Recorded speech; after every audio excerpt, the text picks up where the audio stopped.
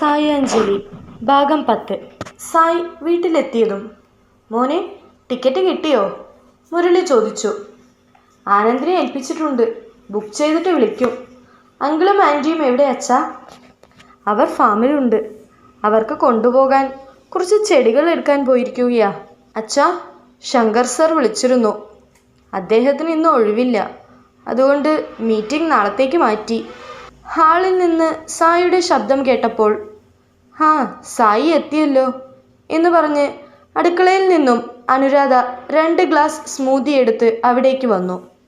അനുരാധ ആ സ്മൂതി സായിക്കും മുരളിക്കും കൊടുത്തു. അങ്കിൾ, ഇതെൻ്റെ സ്പെഷ്യൽ ഷേക്കാണ്, രണ്ടാളും കുടിച്ചിട്ട് എങ്ങനെയുണ്ടെന്ന് പറയൂ. അനുരാധ പറഞ്ഞു. നിനക്കിന്ന് പോകണോ? നിനക്കിന്ന് പോകണമെന്ന് നിർബന്ധമാണോ? നീ കുറച്ച് ദിവസം കൂടി കഴിഞ്ഞിട്ട് പോയാൽ പോരെ എന്ന് ചോദിച്ചുകൊണ്ട് സായി അനുരാധ കൊടുത്ത സ്മൂതി കുടിച്ചു.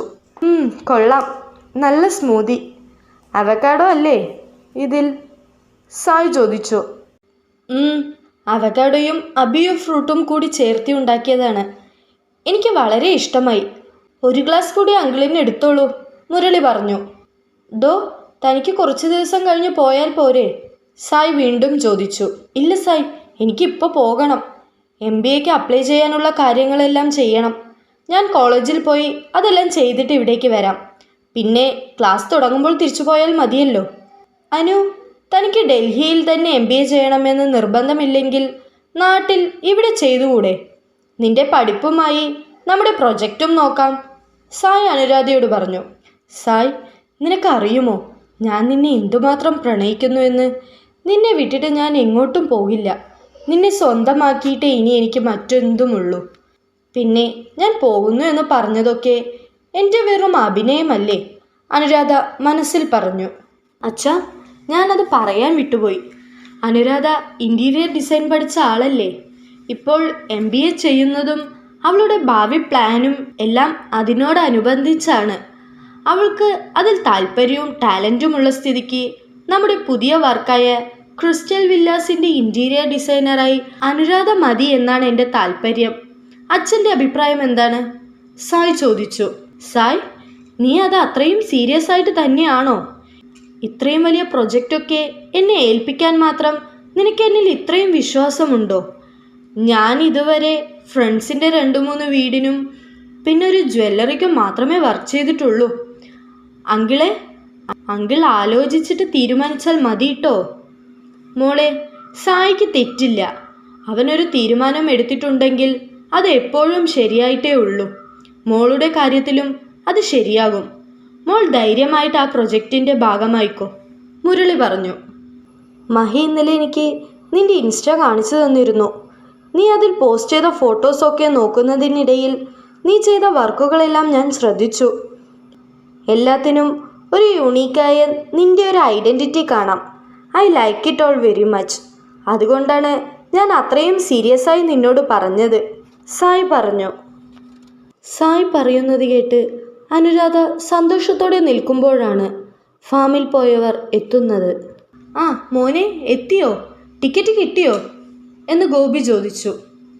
അപ്പോഴേക്കും ആനന്ദ് സായിയുടെ ഫോണിലേക്ക് വിളിച്ചു. ഫാമിൽ നിന്നും വന്നവർക്കുള്ള സ്മൂതി എടുക്കാനായി അനുരാധ അടുക്കളയിലേക്ക് പോയി. സായ് കോൾ അറ്റൻഡ് ചെയ്ത് ആനന്ദിനോട് സംസാരിച്ചു. കോൾ കട്ട് ചെയ്തതിനു ശേഷം അങ്കിൾ, ഈവനിങ് 6:30-ക്കാണ് ഫ്ലൈറ്റ്, സായ് ഗോപിയോട് പറഞ്ഞു. അനുരാധ എല്ലാവർക്കും സ്മൂതി കൊടുത്തു.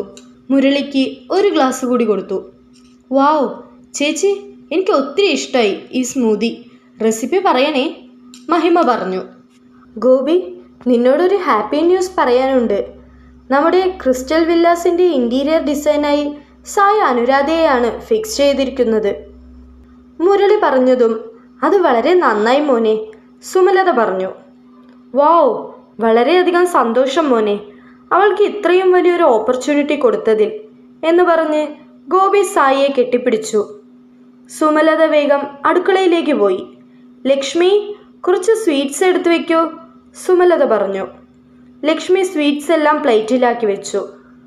വളരെ സന്തോഷകരമായ കാര്യം കേട്ടതല്ലേ, ഇനി അല്പം മധുരമാവാലോ എന്ന് ചോദിച്ചുകൊണ്ട് സുമലത അവിടേക്ക് വന്നു.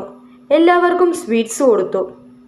മോനെ, അപ്പോൾ അനുരാധയുടെ പഠനമോ? വസുമതി ചോദിച്ചു.